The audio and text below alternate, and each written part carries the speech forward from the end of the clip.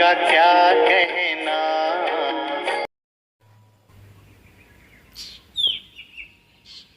ओम शांति।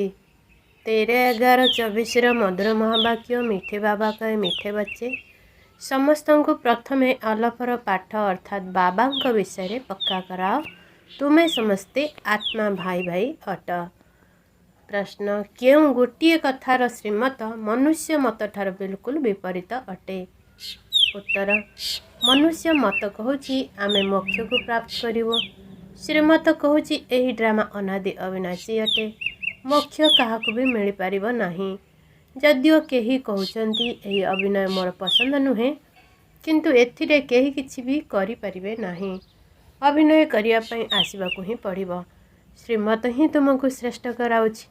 मनुष्य मत तो अनेक प्रकार रही। ओम शांति। वर्तमान एक कथा तो पिला माने जानिछंती जे आमे बाबा सम्मुखरे बसिचु, बाबा मध्य जानिछंती जे पिला माने मो सम्मुखरे बसिचंती। एक कथा मध्य तुमे पिला माने जानिछ, बाबा हमकु शिक्षा देउछंती जहा पुणी अन्य आत्मा मानकु देबाकु हेबो। प्रथमे तो बाबांग परिचय ही देबाकु हेबो, काहेकि ना समस्ते बाबांगु एवं बाबांग शिक्षा को भूली जाइछंती। एबे बाबा जो पाठ पढ़ाउछंती एही पाठ पढ़ा पुणी 5000 वर्ष पर मिलिबो।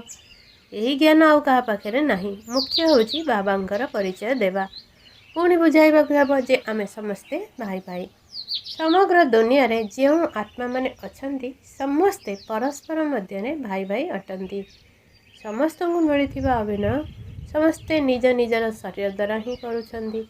एबे तो बाबा आछंती नुआ दुनिया को नहीं जिबा पई, जागु स्वर्ग कुआ जाउछि, किंतु एबे आमे समस्ते भाई भाई पतित अटो। जड़े हेले भी पवित्र नहांती। समस्त पतित आत्मा मानू पवित्र आत्मा एकमात्र बाबा ही करुछंती। यह हेउछि पतित विकारी रावण दुनिया। रावणर अर्थ हेउछि 5 विकार स्त्री मध्य 5 विकार पुरुष मध्य अछि। बाबा बहुत सहज रीति रे बुझाउछंती, तुमे मध्य अन्य को एहीपरि बुझाई परिबो। तेणु प्रथम यही कथा बुझाओ जे आम आत्मा मानकर सी पिता अटंती। आमे समस्ते परस्पर भाई अटू। बुझाइबा परे पचार या ठीक अटे ना। यहा परे मतामत लेखाओ जे आमे समस्ते हेउछु भाई भाई। आमर बापा मध्य एक अटंती। आम समस्त आत्मांकर से हेउचंती सुप्रीम अर्थात परमात्मा, तांको पिता बोली कुआ जाए। एही निश्चय को पक्का बुद्धि रे रखिले परमात्मा सर्वव्यापी आदिर जो अवर्जना बुद्धि रे रहिछि ताहा बाहरी जीव। प्रथमे अल्लाह अर्थात आल्लाह विषय पढ़ाइबाकु हेबो। सेमानकु कुह, याकु प्रथमे भल भावरे बसी लेख। पूर्वर परमात्मा सर्वव्यापी कहूलु, एबे बुझुछु परमात्मा सर्वव्यापी नुहंती। आमे समस्ते भाई भाई अटू। सबु आत्मा माने कहउछंती गॉड फादर परम पिता परमात्मा अल्लाह। प्रथमे तो यही निश्चय कराइबाकु हेबो जे आमे समस्ते आत्मा परमात्मा नहु ना। आम मध्य परमात्मा सर्वव्यापक अटंती। समस्त मध्य आत्मा व्यापक अटे। आत्मा शरीर द्वारा अभिनय करुची। यही ज्ञान को पक्का कराओ। अच्छा, पुणी बाबा आमको सृष्टि चक्र आदि मध्य अंतर ज्ञान शुणाउछंती। बाबा ही शिक्षक रूप में बसी बुझाउछंती। लक्ष लक्ष वर्ष तो कथा नुहे। यही चक्र अनादि पूर्व प्रस्तुत अटे। 4 युग किपरि समान भाव में विभक्त होइछि याकु जानिबाकु पड़िबो। सत्य युग त्रेता अतीत होइगला, याकु नोट कर। सत्य युग को स्वर्ग एवं त्रेता को सेमी स्वर्ग कहा जाए। सेठारे देवी देवता मानकर राज्य चली थाए। सत्य युगरे थाए 16 कला, त्रेतारे 14 कला। त्रेता युगर प्रभाव बहुत अधिक, नाम ही होछि स्वर्ग हेवेन। सत्य युग को नुआ दुनिया कहा जाउछि, तार ही महिमा करबाकु हेबो। नुआ दुनिया रे एकमात्र आदि सनातन देवी देवता धर्म रहिबो। निश्चय कराइबा पाई चित्र मध्य पाखेरे अछि। एही सृष्टिर चक्र घूरी चलीछि। एही कल्पर आयु 5000 वर्ष अटे। एबे सूर्यवंशी चंद्रवंशी कथा तो बुद्धि रे रहिला। विष्णुपुरी ही परिवर्तन होई राम सीतापुरी हेउछि। तांकर वंशावली मध्य रहिछि ना। 2टी युग अतीत हेबा परे पुणी आसुछि द्वापर युग रावणर राज्य। जो समय रे देवता माने वाम मार्ग को चली जाती, वंश वृद्धि निमंते विकारर पद्धति आरंभ हो जाए। सत्य युग त्रेतारे समस्त निर्विकारी रहिबे। सेठारे एकमात्र आदि सनातन देवी देवता धर्म रहिबो। चित्र मध्य देखाइबाकु हेबो। ଓ ମୌଖିକରେ ମଧ୍ୟ ବୁଝାଇବାକୁ ପଡ଼ିବ। ବାବା ଆମର ଶିକ୍ଷକ ହୋଇ ଏହିପରି ପଢ଼ାଉଛନ୍ତି। ବାବା ନିଜର ପରିଚୟ ନିଜେ ହିଁ ଆସି ଦେଉଛନ୍ତି। ନିଜେ କହୁଛନ୍ତି ମୁଁ ଆସୁଛି ପତିତଙ୍କୁ ପବିତ୍ର କରିବା ପାଇଁ। ତେଣୁ ମୋର ଶରୀର ନିଶ୍ଚୟ ଆବଶ୍ୟକ, ନଚେତ୍ କଥା କିପରି କହିବି? ମୁଁ ଚୈତନ୍ୟ ଅଟେ, ସତ୍ୟ ଅଟେ ଏବଂ ଅମର ଅଟେ। ସତ୍ୟ ରଜ ତମ ଅବସ୍ଥା ଦେଇ ଆତ୍ମା ଗତି କରିଥାଏ। ଆତ୍ମା ହିଁ ପତିତ, ଆତ୍ମା ହିଁ ପାବନ ହୋଇଥାଏ। ଆତ୍ମାରେ ହିଁ ସମସ୍ତ ସଂସ୍କାର ରହିଛି। ଅତୀତର କର୍ମ ଅଥବା ବିକର୍ମର ସଂସ୍କାର ଆତ୍ମା ହିଁ ସାଥରେ ନେଇ ଆସିଥାଏ। ସତ୍ୟ ଯୁଗରେ ତ ବିକର୍ମ ହେବ ନାହିଁ। କର୍ମ କରିବେ, ଅଭିନୟ କରିବେ, କିନ୍ତୁ ସେ ସମୟରେ କର୍ମ ଅକର୍ମ ହୋଇଯିବ। ଗୀତାରେ ମଧ୍ୟ ଏହି ଅକ୍ଷର ରହିଛି। ଏବେ ତୁମେ ବାସ୍ତବରେ ଏହି ସମସ୍ତ କଥାକୁ ବୁଝୁଛ, ଜାଣୁଛ। ବାବା ଏହି ପୁରୁଣା ଦୁନିଆକୁ ବଦଳାଇ ନୂଆ ଦୁନିଆ କରିବା ପାଇଁ ଆସିଛନ୍ତି। ଯେଉଁଠି କର୍ମ ଅକର୍ମ ହୋଇଯାଏ ତାକୁ ହିଁ ସତ୍ୟଯୁଗ କୁହାଯାଏ ଏବଂ କଳିଯୁଗରେ ପୁଣି ପ୍ରତ୍ୟେକ କର୍ମ ବିକର୍ମ ହେଉଛି। ଏହାକୁ କଳିଯୁଗ କୁହାଯାଉଛି। ତୁମେ ଏବେ ସଙ୍ଗମ ଯୁଗରେ ଅଛ। ବାବା ଉଭୟ ପଟର କଥା ଶୁଣାଉଛନ୍ତି। ଗୋଟିଏ ଗୋଟିଏ କଥାକୁ ଭଲ ଭାବରେ ବୁଝ। ବାବା ଶିକ୍ଷକ ହୋଇ କ'ଣ ବୁଝାଉଛନ୍ତି? ଆଚ୍ଛା, ବାକି ହେଉଛି ଗୁରୁଙ୍କର କର୍ତ୍ତବ୍ୟ। ତାଙ୍କୁ ଡାକୁଛନ୍ତି ଯେ ଆପଣ ଆସି ଆମ ପତିତମାନଙ୍କୁ ପବିତ୍ର କର। ଆତ୍ମା ପବିତ୍ର ହେଲେ ଶରୀର ମଧ୍ୟ ପବିତ୍ର ମିଳିବ। ଯେପରି ସୁନା ଅଳଙ୍କାର ମଧ୍ୟ ସେହିପରି ହୋଇଥାଏ। ଗୀତାରେ ମଧ୍ୟ ଏହି ଅକ୍ଷର ରହିଛି।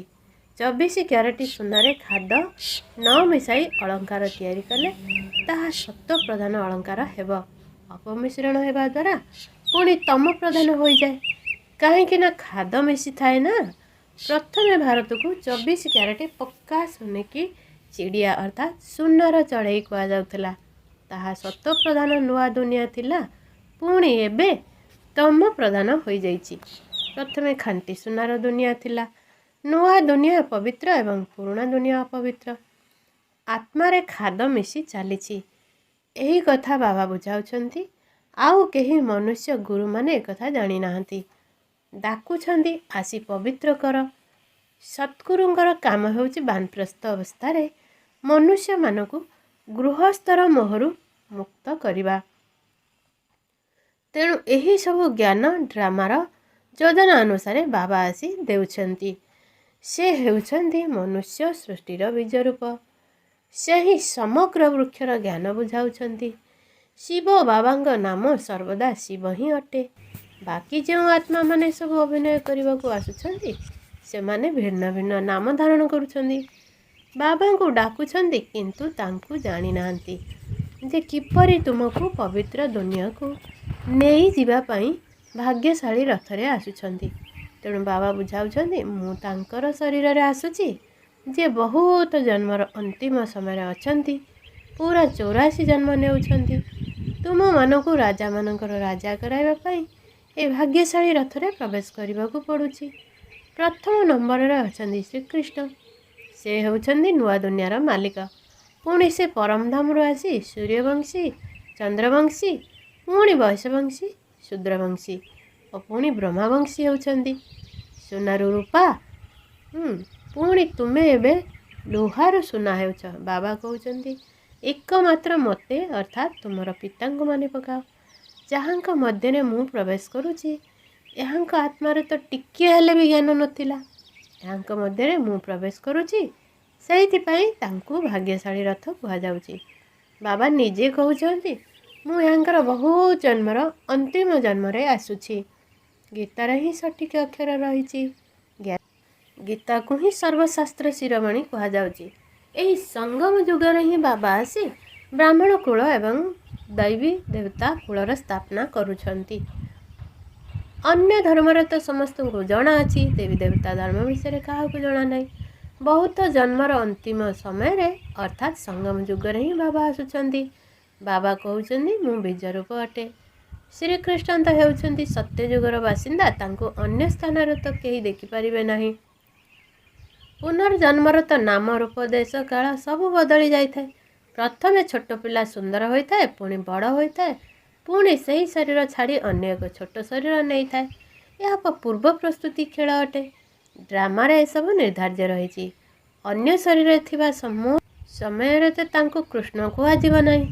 ଅନ୍ୟ ଶରୀରରେ ପୁଣି ଅନ୍ୟ ନାମ ଦିଆଯିବ। ସମୟ, ଚେହେରା, ତିଥି, ତାରିଖ ସବୁ ବଦଳି ଯାଇଥାଏ। ବିଶ୍ୱର ଇତିହାସ ଭୂଗୋଳ ଅବିକଳ ପୁନରାବୃତ୍ତି ହୁଏ। ତେଣୁ ଏହି ଡ୍ରାମାର ପୁନରାବୃତ୍ତି ହୋଇ ଚାଲିଛି। ସମସ୍ତଙ୍କୁ ସତ୍ତ୍ୱ ରଜ ତମ ଗୁଣରେ ଆସିବାକୁ ହିଁ ହେବ। ସୃଷ୍ଟିର ନାମ, ଯୁଗର ନାମ ସବୁ ବଦଳି ଯାଇଥାଏ। ବର୍ତ୍ତମାନ ଏହା ହେଉଛି ସଙ୍ଗମ ଯୁଗ। ମୁଁ ସଙ୍ଗମ ଯୁଗରେ ହିଁ ଆସୁଛି। ଏହାକୁ ବୁଦ୍ଧିରେ ପକ୍କା କରିବାକୁ ହେବ। ବାବା ଆମର ବାପା, ଶିକ୍ଷକ, ଗୁରୁ ଅଟନ୍ତି, ଯିଏ ପୁଣି ସତ୍ୟ ପ୍ରଦାନ ହେବାର ବହୁତ ଭଲ ଉପାୟ ବତାଉଛନ୍ତି। ଗୀତାରେ ମଧ୍ୟ ଏକଥା ରହିଛି, ଦେହ ସହିତ ଦେହର ସବୁ ଧର୍ମକୁ ଛାଡ଼ି ନିଜକୁ ଆତ୍ମା ଭାବ। ନିଜର ଘରକୁ ନିଶ୍ଚୟ ଫେରିବାକୁ ହେବ। ଭକ୍ତି ମାର୍ଗରେ କେତେ ମେହନତ କରୁଛନ୍ତି ଭଗବାନଙ୍କ ପାଖକୁ ଯିବା ପାଇଁ। ତାହା ହେଉଛି ମୁକ୍ତିଧାମ। କର୍ମରୁ ମୁକ୍ତ ହୋଇ ଆମେ ନିର୍ବିକାରୀ ଦୁନିଆରେ ନିରାକାରୀ ଆତ୍ମା ରୂପରେ ବସୁଛୁ। ଅଭିନେତା ଘରକୁ ଗଲେ ତ ଅଭିନୟ କରିବାରୁ ମୁକ୍ତ ହେଲେ। ସମସ୍ତେ ଚାହୁଁଛନ୍ତି ଆମେ ମୁକ୍ତି ପାଇଯାଆନ୍ତୁ କି, କିନ୍ତୁ ମୁକ୍ତି ତ କାହାକୁ ମିଳିପାରିବ ନାହିଁ। ଏହି ଡ୍ରାମା ଅନାଦି ଅବିନାଶୀ ଅଟେ। ଯଦି କେହି କୁହନ୍ତି ଏହି ଅଭିନୟ କରିବା ମୋର ପସନ୍ଦ ହେଉନାହିଁ, ପରନ୍ତୁ ଏଥିପାଇଁ କେହି କିଛି କରିପାରିବେ ନାହିଁ, ଏହା ଅନାଦି ପୂର୍ବ ପ୍ରସ୍ତୁତ ଡ୍ରାମା ଅଟେ। ଜଣେ ମଧ୍ୟ ଏଥିରୁ ମୁକ୍ତି ପାଇପାରିବେ ନାହିଁ। ସେ ସବୁ ହେଉଛି ଅନେକ ମକାରର ମନୁଷ୍ୟର ମତ। ଏହା ହେଉଛି ଶ୍ରେଷ୍ଠ ଶ୍ରୀମତ କରାଇବା। ସେ ସବୁ ହେଉଛି ଅନେକ ପ୍ରକାରର ମନୁଷ୍ୟ ମତ। ଏହା ହେଉଛି ଶ୍ରୀମତ ଶ୍ରେଷ୍ଠ କରାଇବା ପାଇଁ। ମନୁଷ୍ୟକୁ ଶ୍ରେଷ୍ଠ କୁହାଯିବ ନାହିଁ, ଦେବତାମାନଙ୍କୁ ଶ୍ରେଷ୍ଠ କୁହାଯାଇଥାଏ। ତାଙ୍କ ପାଖରେ ସମସ୍ତ ନତମସ୍ତକ ହେଉଛନ୍ତି, ତେଣୁ ସେମାନେ ଶ୍ରେଷ୍ଠ ହେଲେ ନା। କିନ୍ତୁ ଏକଥା ବି କାହାକୁ ଜଣା ନାହିଁ। ଏବେ ତୁମେ ବୁଝୁଛ 84 ଜନ୍ମ ତ ନେବାକୁ ହିଁ ହେବ। ଶ୍ରୀକୃଷ୍ଣ ଦେବତା ଅଟନ୍ତି, ସେ ବୈକୁଣ୍ଠର ରାଜକୁମାର। ସେ ଏଠାକୁ କିପରି ଆସିବେ? ନା, ସେ ଗୀତା ଶୁଣାଇଥିଲେ। କେବଳ ଦେବତା ଥିଲେ, ସେଥିପାଇଁ ଲୋକେ ତାଙ୍କୁ ପୂଜା କରନ୍ତି। ଦେବତାମାନେ ହେଲେ ପବିତ୍ର, ନିଜେ ପତିତ ଅଟନ୍ତି। ଏ କଥା ମଧ୍ୟ କହୁଛନ୍ତି ମୁଁ ନିର୍ଗୁଣ ଅଟେ, ମୋ ପାଖରେ କୌଣସି ଗୁଣ ନାହିଁ। ଆପଣ ଆମକୁ ଏଇଭଳି ନିଜ ଭଳି କରନ୍ତୁ। ଶିବଙ୍କ ଆଗକୁ ଯାଇ କହୁଛନ୍ତି ଆମକୁ ମୁକ୍ତି ଦିଅ।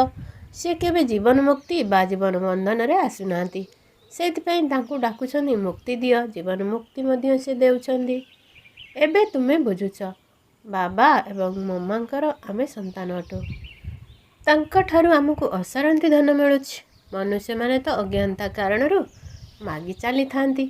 ଅଜ୍ଞାନ ତ ନିଶ୍ଚୟ ଦୁଃଖୀ ହିଁ ହେବେ ନା, ଅସରନ୍ତି ଦୁଃଖ ଭୋଗ କରିବାକୁ ପଡ଼ିଥାଏ। ତେବେ ଏସବୁ କଥା ପିଲାମାନଙ୍କୁ ବୁଦ୍ଧିରେ ରଖିବାକୁ ହେବ। ଏକ ଅବିନାଶୀ ବାବାଙ୍କୁ ନ ଜାଣିବା କାରଣରୁ ପରସ୍ପର ମଧ୍ୟରେ ଲଢ଼ାଇ ଝଗଡ଼ା କରୁଛନ୍ତି। ସମସ୍ତେ ଅନାଥ ହୋଇଯାଇଛନ୍ତି। ସେମାନେ ହେଲେ ହଦର ଅନାଥ, ଅର୍ଥାତ୍ ଯେଉଁମାନଙ୍କର ବାପା ନାହାନ୍ତି। ଇଏ ହେଲେ ବେହେଦର ଅନାଥ, ଅର୍ଥାତ୍ ଯିଏ ପରମାତ୍ମା ପିତାଙ୍କୁ ଜାଣିନାହାନ୍ତି। ବାବା ନୂଆ ଦୁନିଆ ସ୍ଥାପନା କରୁଛନ୍ତି। ବର୍ତ୍ତମାନ ହେଉଛି ପତିତ ଆତ୍ମାମାନଙ୍କର ପତିତ ଦୁନିଆ। ପବିତ୍ର ଦୁନିଆ ସତ୍ୟ ଯୁଗକୁ କୁହାଯାଇଥାଏ। କଳି ଯୁଗକୁ ପୁରୁଣା ଦୁନିଆ କୁହାଯାଉଛି। ତେଣୁ ବୁଦ୍ଧିରେ ଏସବୁ କଥା ରହିଛି ନା। ପୁରୁଣା ଦୁନିଆର ବିନାଶ ହୋଇଯିବ, ପୁଣି ନୂଆ ଦୁନିଆକୁ ଆମର ବଦଳି ହୋଇଯିବ। ଏବେ ଆମେ ଅଳ୍ପ ସମୟ ପାଇଁ ସଙ୍ଗମ ଯୁଗରେ ବସିଛୁ। ପୁରୁଣା ଦୁନିଆରୁ ନୂଆ ଦୁନିଆକୁ ହେଉଛି। ତୁମକୁ ନୂଆ ଦୁନିଆ ବିଷୟରେ ମଧ୍ୟ ଜଣାଅଛି। ତୁମର ବୁଦ୍ଧି ଏବେ ନୂଆ ଦୁନିଆରେ ରହିବାର ଦରକାର। ବସିବା ଉଠିବା ସମୟରେ ବୁଦ୍ଧିରେ ରହୁ ଯେ ଆମେ ପାଠ ପଢ଼ୁଛୁ, ବାବା ଆମକୁ ପଢ଼ାଉଛନ୍ତି। ଛାତ୍ରମାନଙ୍କର ଏହି କଥା ମନେ ରହିବା ଉଚିତ। ପୁଣି ବି ଏହି ୟାଦ ପୁରୁଷାର୍ଥର କ୍ରମାନୁସାରେ ରହିଛି। ବାବା ମଧ୍ୟ ପୁରୁଷାର୍ଥର କ୍ରମାନୁସାରେ ୟାଦ ପ୍ୟାର ଦେଉଛନ୍ତି। ଭଲ ପାଠ ପଢ଼ୁଥିବା ବିଦ୍ୟାର୍ଥୀଙ୍କୁ ଟିଚର ନିଶ୍ଚିନ୍ତ ଅଧିକ ସ୍ନେହ କରିବେ। କେତେ ପ୍ରଭେଦ ହୋଇଥାଏ। ଏବେ ବାବା ତ ବୁଝାଇ ଚାଲିଛନ୍ତି, ପିଲାମାନଙ୍କୁ ଧାରଣା କରିବାକୁ ହେବ। ଏକ ବାବାଙ୍କ ବ୍ୟତୀତ ଅନ୍ୟ କେଉଁ ଆଡ଼କୁ ବୁଦ୍ଧି ନ ଯାଉ। ବାବାଙ୍କୁ ୟାଦ ନ କଲେ ପାପ କିପରି ଘଟିବ? ମାୟା ଘଡ଼ି ଘଡ଼ି ତୁମର ବୁଦ୍ଧି ଯୋଗ ଭ୍ରମିତ କରିଦେବ। ମାୟା ବହୁତ ଧୋକା ଦେଉଛି। ବ୍ରହ୍ମା ବାବା ଉଦାହରଣ ଦେଉଛନ୍ତି, ଭକ୍ତି ମାର୍ଗରେ ମୁଁ ଲକ୍ଷ୍ମୀଙ୍କର ବହୁତ ପୂଜା କରୁଥିଲି। ଚିତ୍ରରେ ଦେଖିଲି ଦେବୀ ଲକ୍ଷ୍ମୀ ନାରାୟଣଙ୍କ ପାଦ ମଚାଳୁଛନ୍ତି, ତେଣୁ ଚିତ୍ରରେ ତାଙ୍କୁ ସେ କାର୍ଯ୍ୟରୁ ମୁକ୍ତ କରିଦେଲି। ଲକ୍ଷ୍ମୀ ନାରାୟଣଙ୍କ ସ୍ମୃତିରେ ବସି ଯଦି ବୁଦ୍ଧି ଏଣେ ତେଣେ ଚାଲି ଯାଉଥିଲା, ତେବେ ନିଜକୁ ଚାପଡ଼ା ମାରୁଥିଲି। ବୁଦ୍ଧି ଅନ୍ୟ କାହା ଆଡ଼କୁ କାହିଁକି ଯାଉଛି। ଶେଷରେ ବିନାଶ ଓ ସ୍ଥାପନାର ସାକ୍ଷାତକାର ମଧ୍ୟ କଲି। ସାକ୍ଷାତକାରର ଆଶା ପୂର୍ଣ୍ଣ ହେଲା। ବୁଝିଲି ଯେ ଏବେ ଏଇ ନୂଆ ଦୁନିଆ ଆସୁଛି।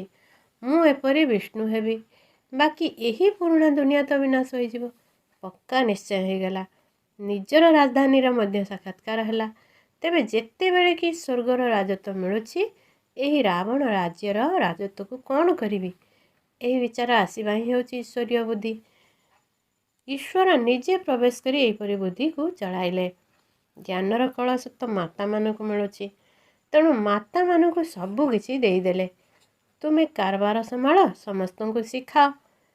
ଶିଖାଇ ଏପର୍ଯ୍ୟନ୍ତ ଆସିଗଲେ।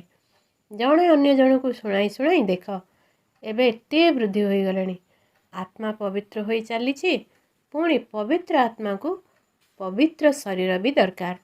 ବୁଝୁଛନ୍ତି? ହେଲେ ପୁଣି ମଧ୍ୟ ମାୟା ଭୁଲାଇ ଦେଉଛି। ତୁମେ କହୁଛ 7 ଦିନର ପାଠ୍ୟକ୍ରମ କର, ତେବେ କହୁଛନ୍ତି କାଲି ଆସିବୁ। ଦ୍ୱିତୀୟ ଦିନ ମାୟାରେ ଭୁଲାଇ ଦେଉଛି। ଆସୁ ହିଁ ନାହାନ୍ତି। ଭଗବାନ ପଢ଼ାଉଛନ୍ତି, କିନ୍ତୁ ଭଗବାନଙ୍କ ପାଖକୁ ମଧ୍ୟ ଆସି ପଢ଼ୁନାହାନ୍ତି। କହୁଛନ୍ତି ମଧ୍ୟ ହଁ ନିଶ୍ଚୟ ଆସିବୁ, ପରନ୍ତୁ ମାୟା ନିଶା ଉଡ଼ାଇ ଦେଉଛି। ନିୟମିତ ବିଦ୍ୟାର୍ଥୀ ହେବାକୁ ଦେଉନାହିଁ। ଯିଏ କଳ୍ପ ପୂର୍ବରୁ ପୁରୁଷାର୍ଥ କରିଥିଲେ ସେହିମାନେ ହିଁ ନିଶ୍ଚୟ କରିବେ। ଆଉ ତ କୌଣସି ଦୋକାନ ନାହିଁ। ତୁମେ ବହୁତ ପୁରୁଷାର୍ଥ କରୁଛ, ବଡ଼ ବଡ଼ ମ୍ୟୁଜିୟମ ନିର୍ମାଣ କରୁଛ। ଯିଏ କଳ୍ପ ପୂର୍ବରୁ ବୁଝିଥିଲ ସେହିମାନେ ହିଁ ବୁଝିବେ। ବିନାଶ ତ ହେବ, ତା ପୂର୍ବରୁ ସ୍ଥାପନା ମଧ୍ୟ ହୋଇଚାଲିଛି। ଆତ୍ମା ପାଠ ପଢ଼ି ଫାଷ୍ଟ କ୍ଲାସ୍ ସତ୍ତ୍ୱପ୍ରଧାନ ଶରୀର ଧାରଣ କରିବ। ଆମର ଲକ୍ଷ୍ୟ ଉଦ୍ଦେଶ୍ୟ ହିଁ ଏହା ଅଟେ ନା। ଏକଥା ସଦା ସର୍ବଦା କାହିଁକି ମନେ ରହିବ ନାହିଁ? ଏବେ ଆମେ ନିଜର ପୁରୁଷାର୍ଥ ଅନୁସାରେ ନୂଆ ଦୁନିଆକୁ ଯାଉଛେ। ଆଚ୍ଛା, ମିଠେ ମିଠେ ଶିଖିଲା ଦେ ସନ୍ତାନମାନଙ୍କ ପ୍ରତି ମାତା ପିତା ବାପ ଦାଦାଙ୍କର ମଧୁର ସ୍ନେହ ସମ୍ପନ୍ନ ଶୁଭେଚ୍ଛା ଏବଂ ସୁପ୍ରଭାତ। ଆତ୍ମିକ ପିତାଙ୍କର ଆତ୍ମିକ ସନ୍ତାନମାନଙ୍କୁ ନମସ୍ତେ। ଆତ୍ମିକ ସନ୍ତାନମାନଙ୍କର ଆତ୍ମିକ ମାତା ପିତାଙ୍କୁ ନମସ୍ତେ ନମସ୍ତେ ନମସ୍ତେ। ଧାରଣା ପାଇଁ ମୁଖ୍ୟ ସାର 1. ବୁଦ୍ଧିରେ ସର୍ବଦା ମନେ ରହୁ କି ଏବେ ଆମେ ଅଳ୍ପ ସମୟ ପାଇଁ ସଙ୍ଗମ ଯୁଗରେ ବସିଛୁ। ପୁରୁଣା ଦୁନିଆର ବିନାଶ ହେଲେ ଆମେ ନୂଆ ଦୁନିଆକୁ ଟ୍ରାନ୍ସଫର ହୋଇଯିବୁ। ସେଥିପାଇଁ ଏଥିରୁ ବୁଦ୍ଧିଯୋଗ ତୁଟାଇ ଦେବାକୁ ହେବ। 2. ସବୁ ଆତ୍ମାମାନଙ୍କୁ ବାବାଙ୍କର ପରିଚୟ ଦେଇ କର୍ମ ଅକର୍ମ ବିକର୍ମର ଗୁହ୍ୟ ଗତି ଜଣାଇବାକୁ ହେବ। ପ୍ରଥମେ ଅଲଫର ପାଠକୁ ହିଁ ପକ୍କା କରାଇବାକୁ ହେବ। ବରଦାନ: ଶ୍ରେଷ୍ଠ ପ୍ରାପ୍ତି ଗୁଡ଼ିକର ପ୍ରତ୍ୟକ୍ଷ ଫଳ ଦ୍ୱାରା ସର୍ବଦା ଖୁସି ବାସିଆ ସ୍ଥିତିରେ ରହୁଥିବା ସଦା ସୁସ୍ଥ ଭବ। ସଙ୍ଗମ ଯୁଗରେ ଯଦି ଏବେ କରିଲ ଏବଂ ଏବେ ଶ୍ରେଷ୍ଠ ପ୍ରାପ୍ତିର ଅନୁଭୂତି ହେଲା, ତେବେ ଏହା ହିଁ ହେଉଛି ପ୍ରତ୍ୟକ୍ଷ ଫଳ। ତେବେ ସବୁଠାରୁ ଶ୍ରେଷ୍ଠ ଫଳ ହେଲା ନିଜକୁ ବାବାଙ୍କର ପାଖାପାଖି ଅନୁଭବ କରିବା। ଆଜିକାଲି ସାକାର ଦୁନିଆରେ କହୁଛନ୍ତି ଯଦି ଫଳ ଖାଇବ ତେବେ ସୁସ୍ଥ ରହିବ, ଅର୍ଥାତ୍ ଫଳକୁ ସୁସ୍ଥ ରହିବାର ଆଧାର ବୋଲି କହୁଛନ୍ତି। ଏବଂ ତୁମେମାନେ ପ୍ରତି ମୁହୂର୍ତ୍ତରେ ପ୍ରତ୍ୟକ୍ଷ ଫଳ ଖାଇ ଚାଲିଛ। ସେଥିପାଇଁ ସଦା ସୁସ୍ଥ ଅଟ। ଯଦି ତୁମକୁ କେହି ପଚାରେ ଯେ ତୁମର ହାଲଚାଲ କ'ଣ, ତେବେ କୁହ ଚାଲି ଫରିସ୍ତାମାନଙ୍କ ଭଳି ଏବଂ ହାଲ ଅର୍ଥାତ୍ ସ୍ଥିତି ଖୁସି ବାସିଆ ଅଟେ। ସ୍ଲୋଗାନ: ଯଦି ସମସ୍ତଙ୍କର ଆଶୀର୍ବାଦ ରୂପୀ ସମ୍ପତ୍ତିରେ ଭରପୁର ରହିବ, ତେବେ ପୁରୁଷାର୍ଥରେ ମେହନତ କରିବାକୁ ପଡ଼ିବ ନାହିଁ। ओम शांति। है हमने प्यार वो पाया जो दुनिया पा नहीं सकती। આજે મારું એટલી રૂટીન સમાન સદા ખુશી વાસી આત્મા માટે શ્રેષ્ઠ આત્મા માટે મહેનત મુક્ત આત્મા માટે।